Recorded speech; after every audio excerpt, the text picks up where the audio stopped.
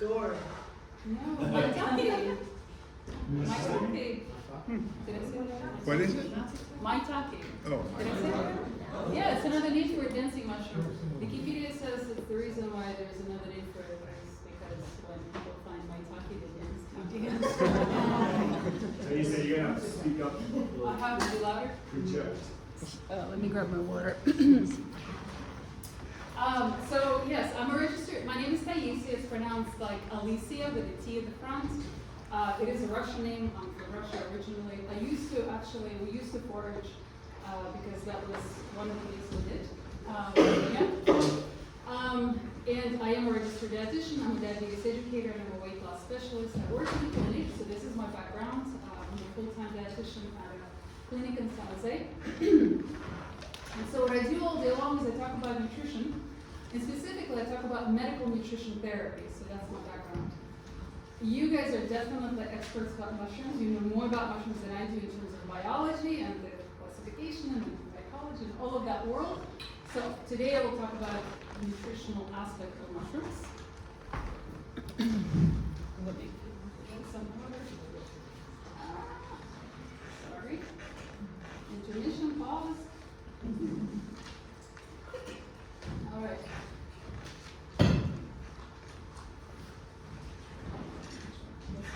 you gotta eat this one. Oh, hello. Can you tell So they're that's a pointer.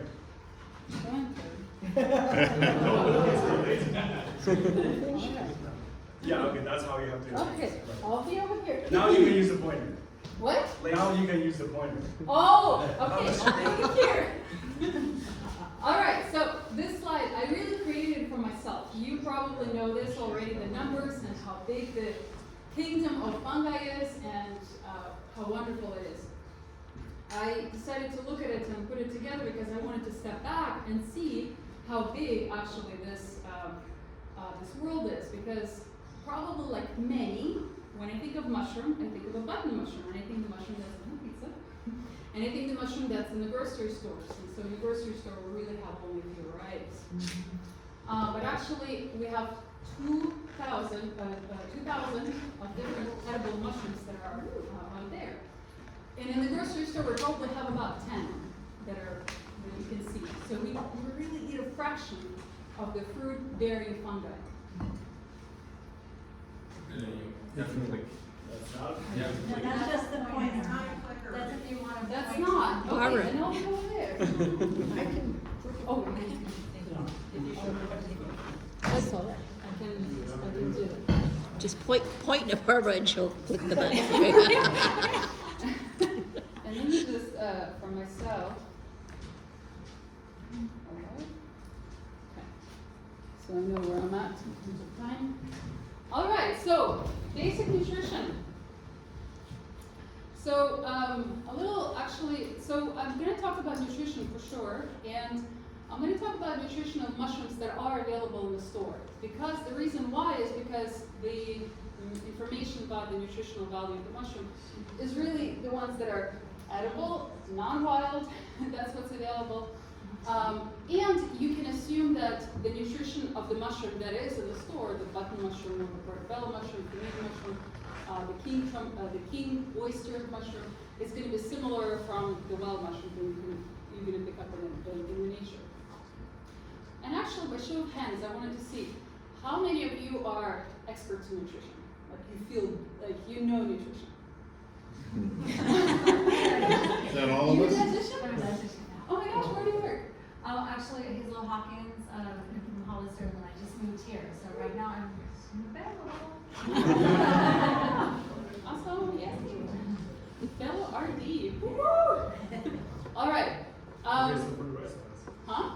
For the rest of us. So, by show of hands, who feels like they know something about nutrition? Something. Okay, good. And then by show of hands, how many of you are like, I have no idea?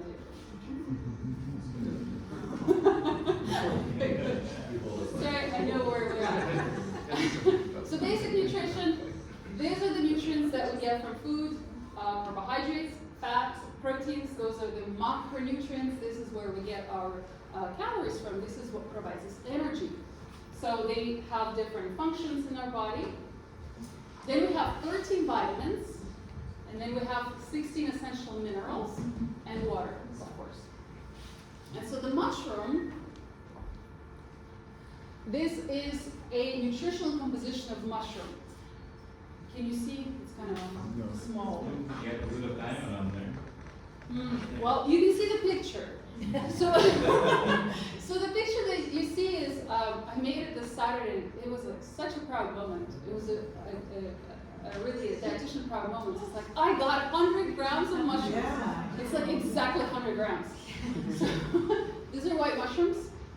And the nutritional profile that I have is for 100, oh no, milligrams, grams, sorry, typo. So this nutritional profile is for 100 grams mushrooms. So visually, that's what it looks like, about five button mushrooms. So what we got in this 5 button mushrooms, 31 calories. So it's a low calorie food, and that's what you hear. The mushrooms are a low calorie food. You can see 31 calories. And the calories are coming from mostly from, well, actually not mostly, half and half or so, from carbohydrates. So there's 4 grams of carbohydrates in those mushrooms. There's 3 grams of protein, and there's half a gram or less, actually, of fat. And then it's mostly water. It's 92 grams of water. And actually, mushrooms are somewhere between 80 to 90% water in their composition. They are a good source of minerals such as the potassium, phosphorus, copper, selenium, and I'll talk a little bit more about that. And the vitamins like thiamine, riboflavin, niacin, and pyroxidin. Thiamine is B1, riboflavin is B2, niacin is niacin, or B3, exactly, and pyroxidin is B6. There's a little bit of calcium, magnesium, sodium, manganese, and folate. Here are traces. It also has vitamin D, and I'll talk more about that. You know, the amount of vitamin D in the mushrooms is going to vary. And then there's this nutrients that are going beyond the basic nutrition. And mushrooms, actually, one of the articles that I was reading, mushrooms have a lot of different compounds. Like, and I wrote it down in case you want to hear it. It sounds like a biochemistry course. The list is long. And so one of the things that it has is beta-glucan. That's a fiber. That's a type of a polysaccharide. It has ergothioneine. Anybody knows how to say that? Ergothioneine, yes? Yeah, I test for ergothioneine. Awesome. You guys The first time I saw it, I was like, I can pronounce that. YouTube. Pronounce. And then glutathione. The argentine and glutathione are the 2 antioxidants. These are the 2 major antioxidants that are in the mushroom, and I'll talk more about that. And then there's phytosterols. There's some phytosterols in that, and there's different kinds as well. So I will talk a little bit more about that as well. So the information where I'm getting it from is from the USDA Data Central. USDA Data Central is a database of all the foods that we're consuming here in the United States. It's a very comprehensive database. It's available to public, and it's something that manufacturers or researchers are using that database for their information. So actually it goes into the nutritional labels or into the research that is being done on food. I use it quite a lot in my, like when I talk to the patients, I use it quite a lot to look up the information because it goes beyond the basic nutrition label that the food provides on its label. All right, a little pause. Can you see the numbers? Almost. I see them, but I can't read them.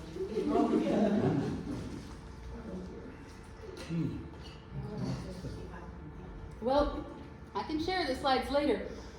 I created this, I put it all together, and the reason why I wanted to put it together is because it's, one thing to read an article and read like, oh, it's high in selenium and it's high in iron, but it's like, well, what does it mean high, and how much do I actually need, and where do you get all these numbers, what does it mean? So, the pointer, right?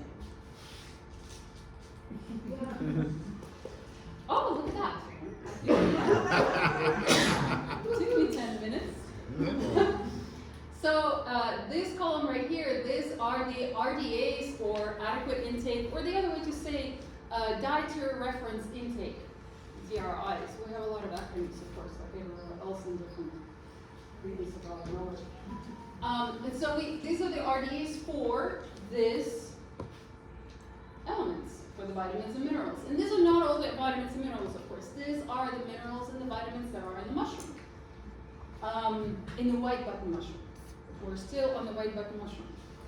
And then this column right here, these are for men. And this is for 19 and plus. So this is for adults, since our audience are all adults here. The RDAs are going to be different for kids, of course, and the RDAs are going to be different for women who are pregnant and who are lactating. So these are for non-pregnant women and for men. The ranges, some of the vitamins and some of the minerals are having ranges, and the reason why they have ranges is because sometimes our RDAs change as we age. So like for example, calcium and vitamin D, the things that I just pointed out, they change after age of 70. We need more of vitamin D and we need more of calcium. And also the ranges like for magnesium or for iron, it changes around age of 50. And so what do we see here? So I said that it's high in potassium, so let's look at our potassium. So right here, 373 milligrams. A woman would need 2,600 and a man needs 3,400. So you can see that's pretty high. That's pretty good. Interesting thing, so what is potassium for? What is it good for? With our interpretive dance. Muscles, heart, muscle contraction. Heart contraction is an electrolyte. It keeps that balance of the liquids outside and inside cells. Yep. And the thing about the potassium is that a lot of us in the United States are deficient in it.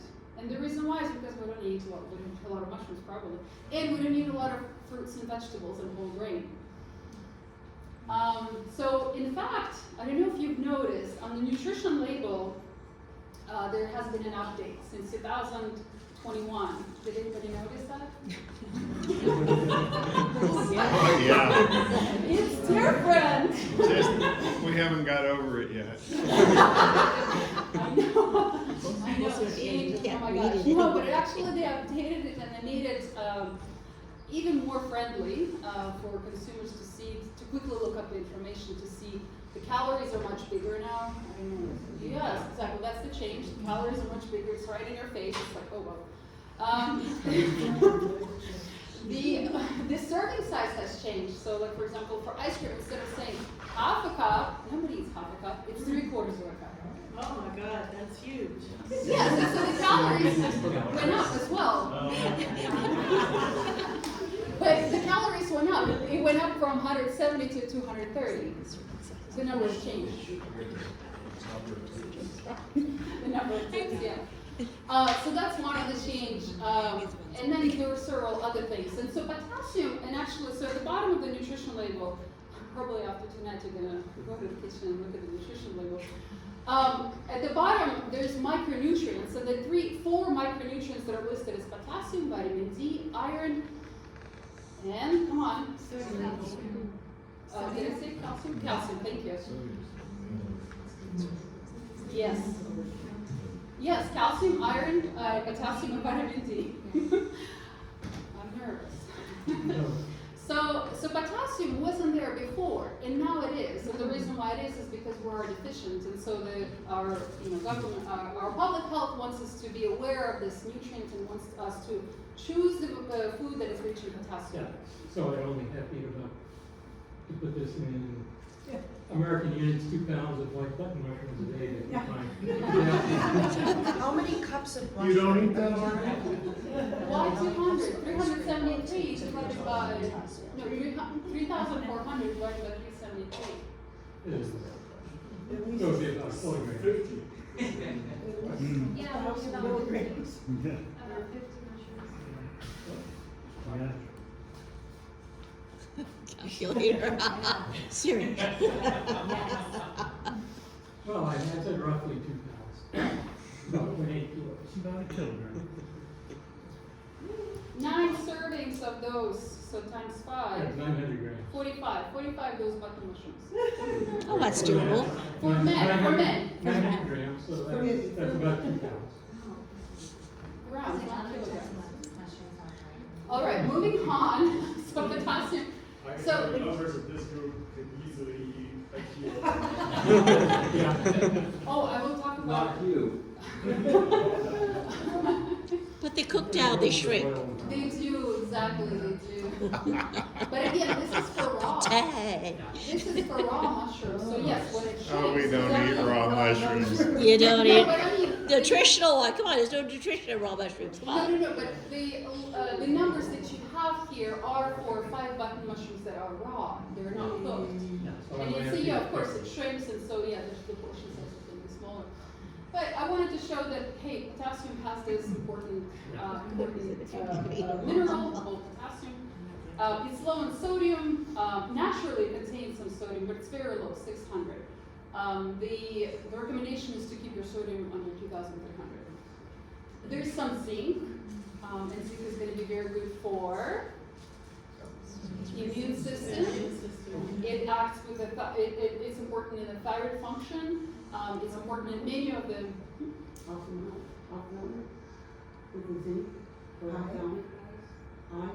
for eyes. It is important for many tissues.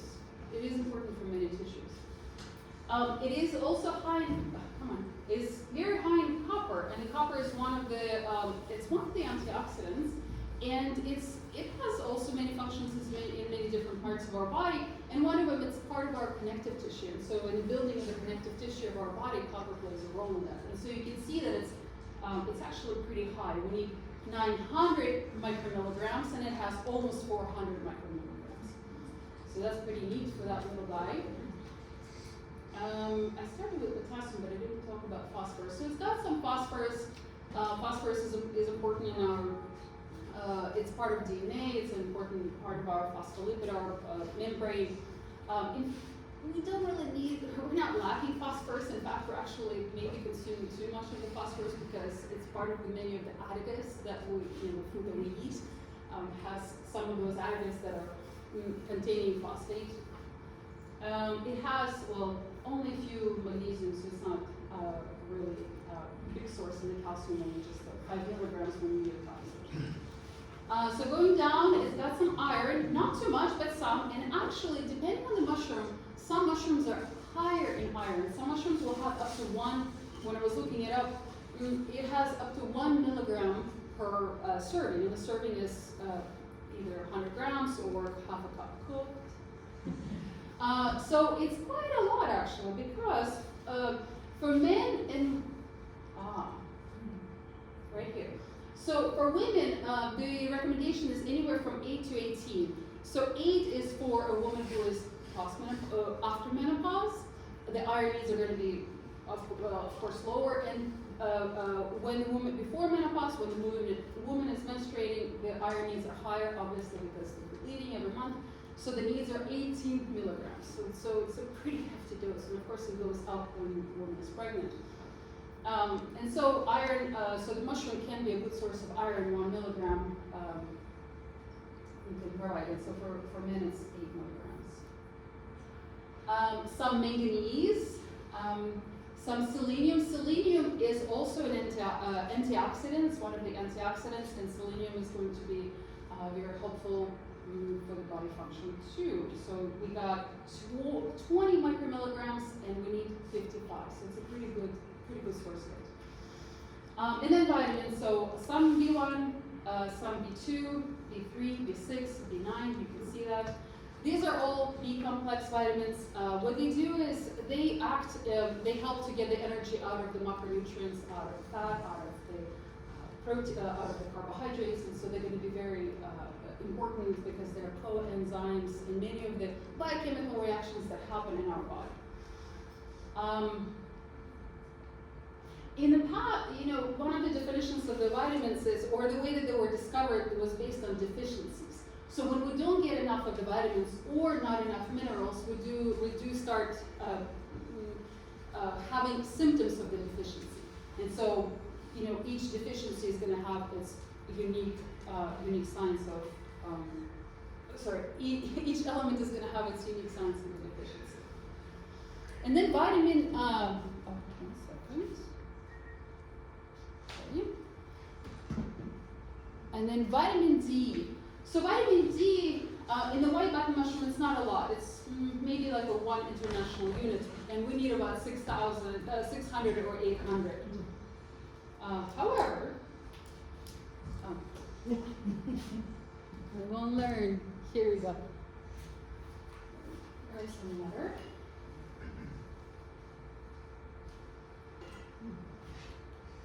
So, however, vitamin D, so here's one comparison between wild mushroom and cultivated mushroom, is that cultivated mushrooms will have naturally more vitamin D than a cultivated mushroom, because wild mushroom is out in the sun.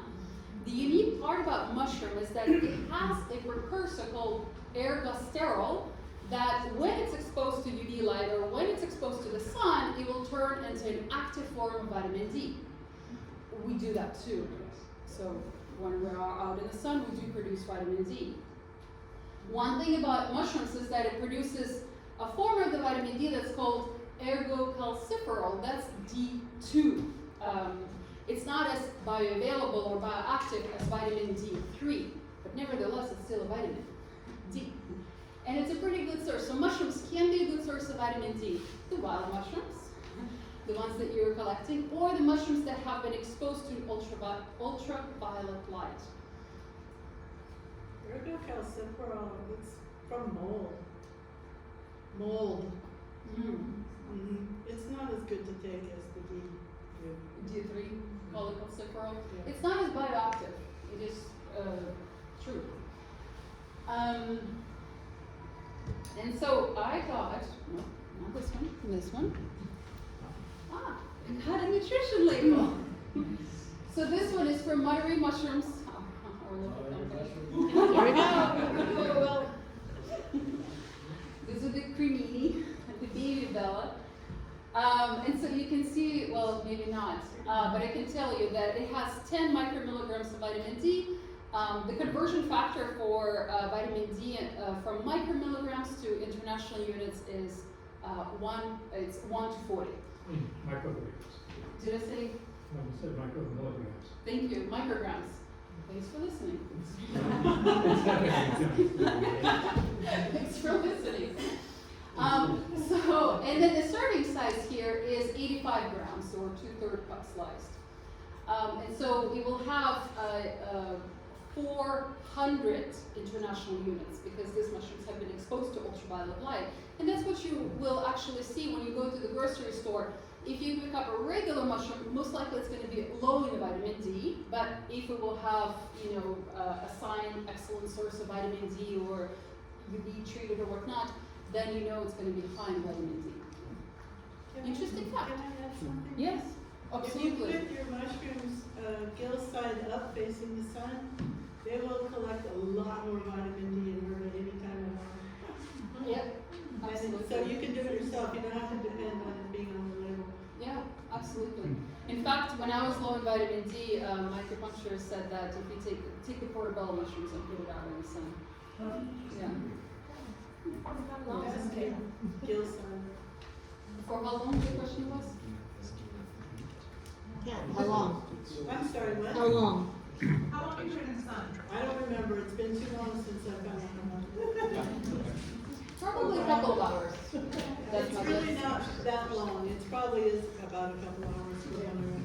Yeah, that's my guess. wanted to know. Yeah, exactly. Otherwise you'll roast them. Yes. These cremini are the same, they're bispores. They're the same as the white mushrooms, but they've Yes. been exposed to the sun. Therefore, they have this brown, and the same with portobellos. Yes, exactly. They're bispores.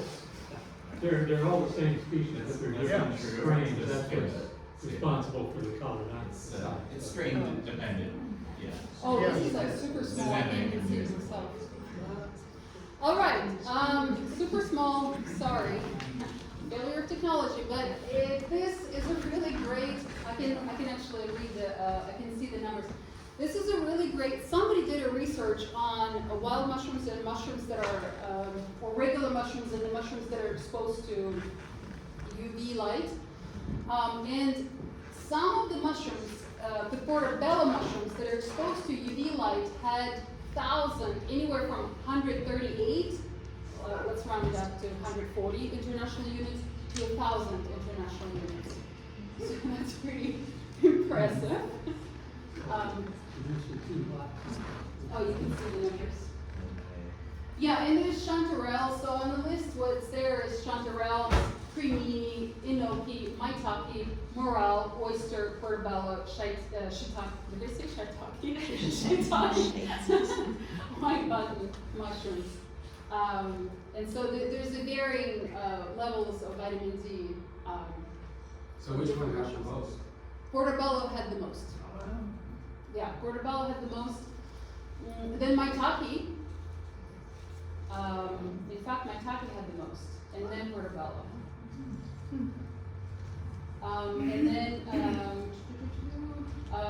chanterelles, and then morels. The white button mushrooms were at the bottom. More gill exposure. Oh, can you see? This is from Monterey Mushrooms. This is on their website. It's their mushrooms that, that they're growing, producing, selling.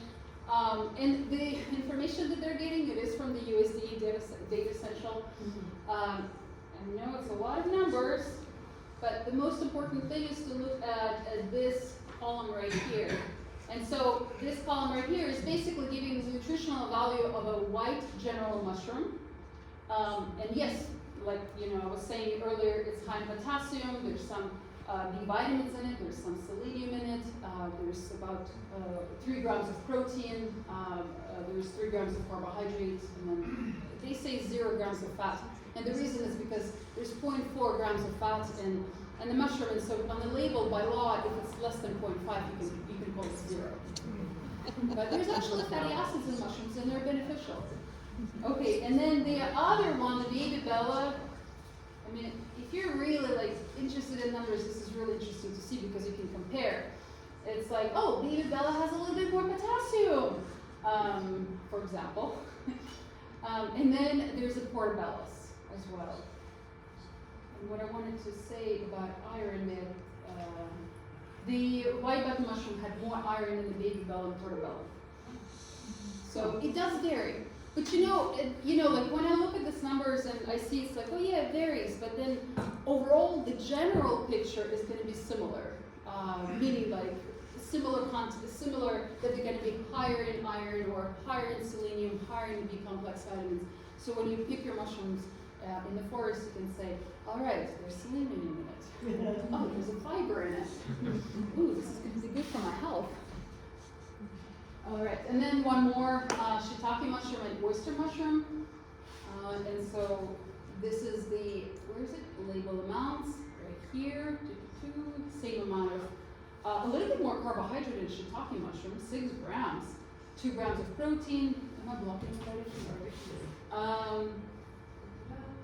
Potassium a little bit less, 260 milligrams.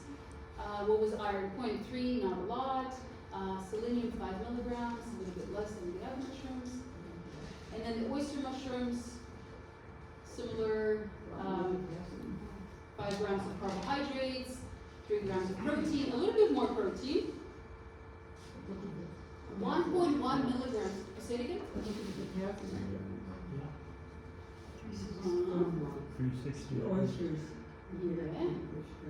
Exactly. Oh. Exactly. And then iron is 1.1 milligrams. So hey, oyster mushrooms have quite a lot of iron. Less selenium than the coffee mushroom or the other mushrooms. So it's interesting. So if you want to look at these numbers and it's fascinates you, then yeah, USDA Data Central is a good spot for it. It doesn't have all the mushrooms, so I have another slide. It's 10 mushrooms that they have available. Yeah. So how is it now, in terms of the world of the world of nutrition and of mushrooms, how is it? Something new opening up? Familiar? I knew this before. We knew they were delicious. They are delicious, and there's a good nutritional value to them. Yeah. Yes. Does cooking them change any of these ratios or values significantly? Or? It depends how you cook. Just like vegetables and fruits too. It will depend how you cook them. And the style, the method of cooking. Just like that, the minerals and the elements are still there, right?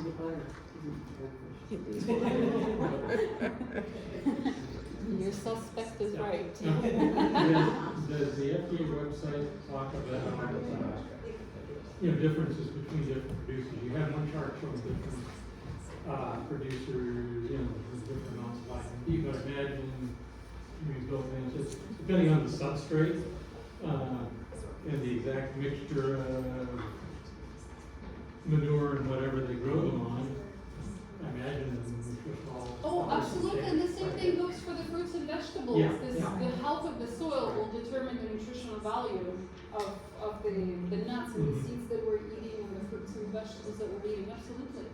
But it's so hard to measure actually, because the numbers that are, for example, right now, the numbers that exist in USD Data Central was a certain sample of mushrooms, right? It's not all the mushrooms. So I would like you to answer this in a certain way, but does it make sense that I'm thinking about what would be the healthiest way, or let's say the most mineral preserving way to cook mushrooms? So would it be better from a dietary perspective to cook them in butter so that maybe whatever came out would be left over in that butter? Trapped. Do you guys cook mushrooms with other oils? Oh yeah. Olive oil. Olive oil. Olive oil. And by butter, I mean any fat at all. Okay. I'm just wondering, I'm just thinking, really, how is the best way to cook mushrooms to preserve those? And if you do butter or some kind of fat, wouldn't they just all flood out into the fat, and then you eat that and you're good, and they have all the Well, the minerals won't. They're heat resistant. I mean, they're minerals, but the vitamins can break down because of the heat. I don't think it has nothing to do. It doesn't have to do. It's not a factor. It's not a matter of usage of the oil. It's a matter of usage of the heat and for how long to expose the mushroom or any other fruit and vegetable, to that matter. In fact, so the fat can be helpful for one vitamin, vitamin D, because it's a fat soluble vitamin. So when you're cooking it with oil and you're consuming it with the oil, then there's a better absorption of that vitamin D. Yeah. And it can be butter, yes. And it can be any other fat as well. Fat. No, we're just commenting on that. Okay. There's a big article about cooking mushrooms and the whole scare about the morels and not cooking the mushrooms. So you're saying a lot of the minerals are going to be broken down when you cook it, but mushrooms, vitamins, but the recommendation is you cook the mushroom. Exactly. Right, Cook the right. mushroom. Oh my gosh, cook it.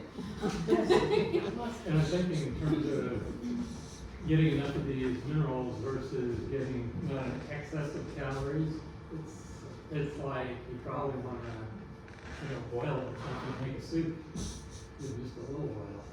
Doesn't sound as appetizing, but yeah. This kind of questions at some point, but for myself, I start to think, oh my gosh, if you start thinking, but if I do this, then blah blah blah will be lost. But if I do this, blah blah blah will be lost. It's like, well, what do I do and what do I eat? It's kind of like, people will say, oh, it's fresh, it's best, and I'm not going to eat frozen or canned. Just eat your vegetables. However, just eat them however you can get them into. I mean, so you're going to get those vitamins and minerals, and maybe a little bit less or a little bit more sometimes. Check on one side, or on the other side. Cook it the way you want it. Don't worry so much, just eat it.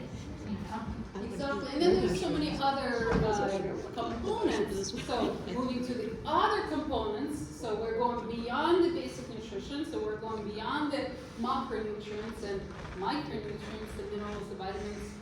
So glutathione. Glutathione is basically, it's an amino acid, and it's a glycine, cysteine, and glutamic acid. Glutathione is an antioxidant, and we produce it. It's one of the that's probably the only antioxidants that we produce in our body. The liver produces it.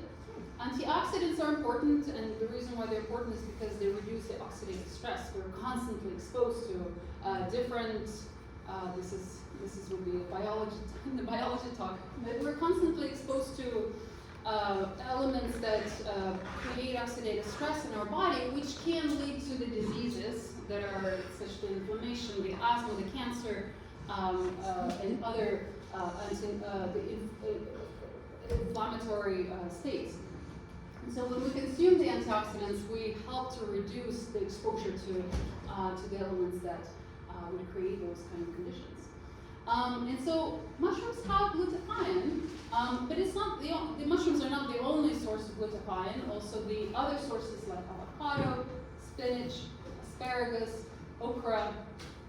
And then when you consume vegetables and fruits, or the food that is sulfur-containing, like cruciferous vegetables, you also get benefit in terms of production of your own glutathione, because sulfur is one of the important components or compounds that is important for production of glutathione in our body. So is vitamin C. That's also an important component for production of glutathione. And so when you consume the foods that are rich in vitamin C, which vitamin C on its own is antioxidant, and it also helps with production of glutathione, and selenium-rich foods. So selenium, and mushrooms have selenium, so you get two in one. That is also an important element. And then I have this little table where you can see how many milligrams of glutathione are in mushrooms, and you can see that enoki and maitake are the highest.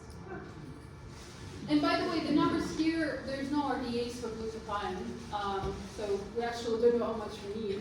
But you can see that, hey, enoki and maitake are pretty high, and glutathione is good. Oh, let me pick up some enoki for dinner. Piopini, oysters are pretty high, shiitake is pretty high, king oyster is pretty high, and the lion's mane. So they're all pretty high in that. And the glutathione, you can get it in the supplement. When I was looking up the supplements, the dosage was 500 milligrams. But again, because there's no RDAs, it's kind of, it's deemed to be safe to consume that much of glutathione. But we actually know that it does, its job. There's no really valid data there. And then another amino acid that has an important role as an antioxidant is ergothioneine. And so ergothioneine, some experts want to call it another vitamin. So definition of the vitamin is a compound. If we don't have it, then we're gonna have deficiencies. But then the argument is that, well, with the ergothioneine, maybe we don't have overt deficiencies, but however, because there's such a high prevalence of conditions such as diabetes or other inflammatory diseases, that perhaps, because we actually don't get enough of this component, that perhaps the lack of it can contribute to the state of the inflammatory diseases. This is not a statement. This is more people are wondering and speculating and want to know more about this element. But nevertheless, mushrooms are the highest source of it. They're a high source of ergothioneine, and they're pretty much the only source that is going to be that high. The other foods that will have it, but not in the same amounts, are going to be tempeh or kidney beans. And then there was beef. There was a liver there and the kidney, so there's some organs in there too. But most of us don't eat organs. Maybe you're the crowd would ask.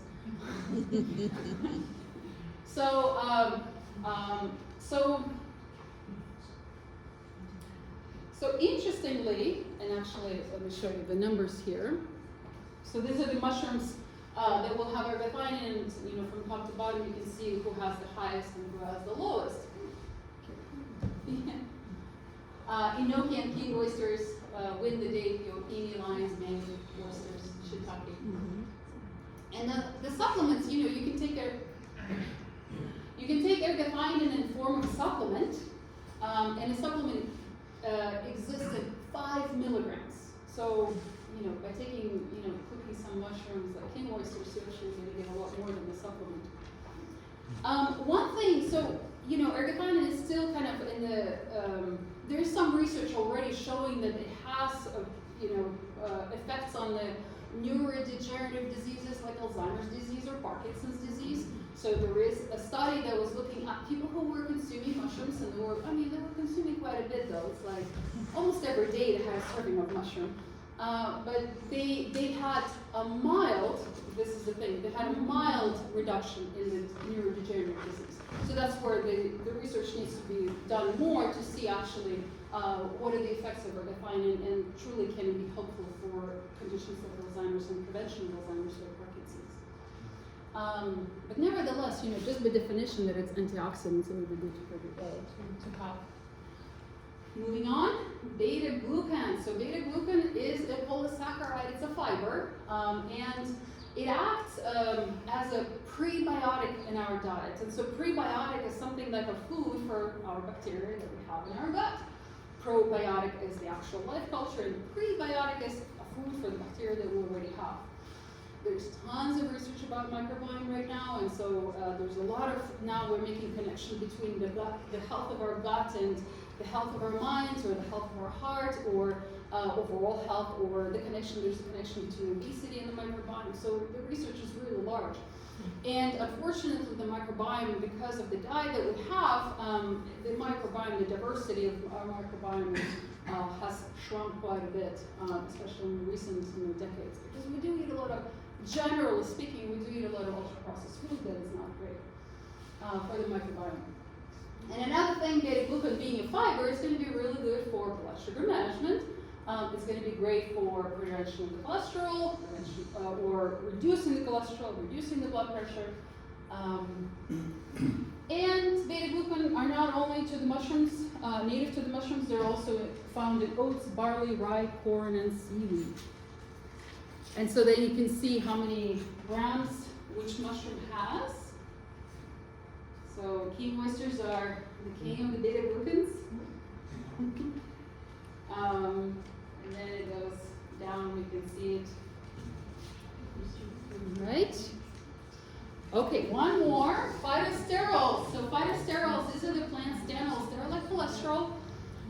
When we consume, there's research showing that when we consume plant stanols, it helps us to reduce cholesterol. And actually, one study showed that if we consume 2 grams of phytosterols every day, we can reduce our LDL. LDL is the bad cholesterol, lousy cholesterol, you want less of it. HDL is the good cholesterol, it's a healthy cholesterol, you want a higher number. Anyway, so LDL reduces by 8 to 10%. That's pretty significant. You do need to eat a lot of phytosterols though, and you can see that there's other food sources, and most of them are fruits, vegetables, and whole grain. The seeds and all of those stuff. But you gotta, oops. Oh, I didn't. Okay, never mind. But you have to eat a lot because look, 100 grams of the white button mushrooms has about 65 milligrams of phytosterols. And the study showed that you've got to consume 2 grams. So you do need to, work your way towards. It is a lot. It is a lot. It is a lot. But nevertheless, it's still, I'm sure even if you take like just 1 gram of phytosterol, you're going to get benefits. All right. So those were the big elements in the mushrooms that will have positive effects on our health. And like I said, there's plenty more others, and each mushroom will have different kinds, of course. And actually, I was suggesting to Peter, perhaps if it hasn't been done in the past, to have somebody to talk about medicinal properties, and I think you said something about medicinal properties of mushrooms, and really go into details about each mushroom, what does it do in terms of healing of our body. I think it's a fascinating topic. And I wanted to mention this just briefly. This is not my area of expertise, but I do take them. I do drink my mushroom tea from time to time. I had it today actually. I like it. This is the adaptogenics. This is kind of a recent thing. I think we're all stressed as the whole world is all stressed, and we're looking for ways to calm ourselves. And so it's everywhere, and so you can see that in a supplement form or a tea form or some other form. One thing about the supplements and things like that, it's not regulated, and so you actually don't fully know what you're getting. You kind of have to trust what you're, the brand that you're getting. But like for example, turkey tail, it's, the thing says it's good for the gut health. Lion's mane is good for the brain and for the mood. Chaga mushroom is going to be great for inflammation, so against inflammation. And reishi is going to be good for sleep and stress. That's what I had today, reishi and chaga. They're not here. Oh, sorry, did I say that? Energy level, I skipped it. Is that a typo on the third bullet?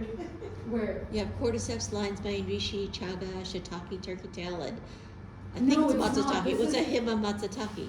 No, it's one of the adaptogenic mushrooms. It was one of the adaptogenic mushrooms that will have the health benefits that are going beyond the nutritional value and helps us to reduce the stress. Never seen that version Oh, of something- matsutake. Yeah, no, I Will, have have you it's seen a that? thing.